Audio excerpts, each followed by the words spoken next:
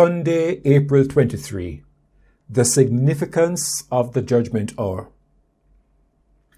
The Bible's last book, Revelation, focuses on the culmination of the age-long controversy between good and evil. Lucifer, a rebel angel, challenged the justice, fairness, and wisdom of God. He claimed that God was unfair and unjust in the way that he administered the universe. Revelation's final judgment is at the very center of this conflict over the character of God.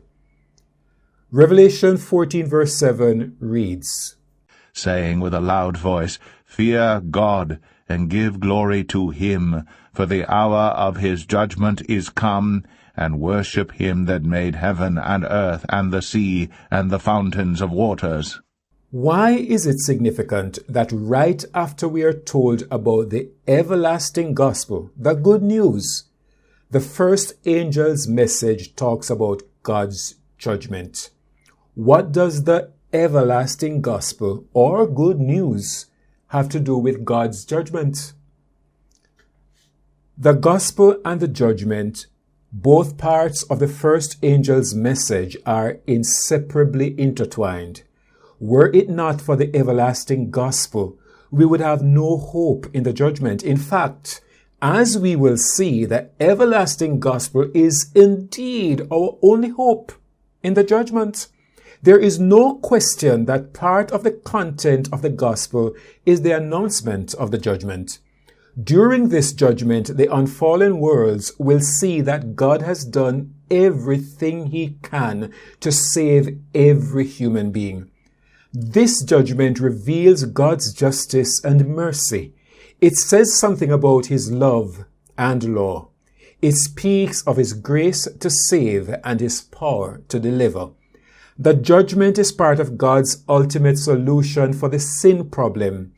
In the great controversy between good and evil in the universe, God answered Satan's charges on the cross.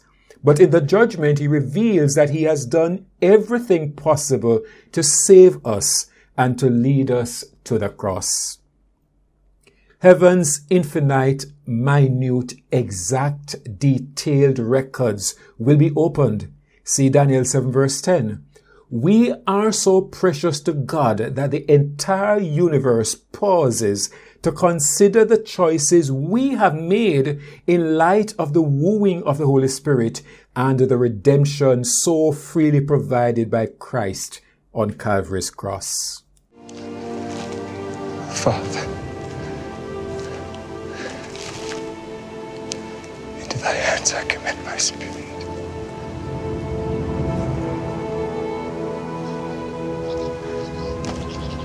It is finished.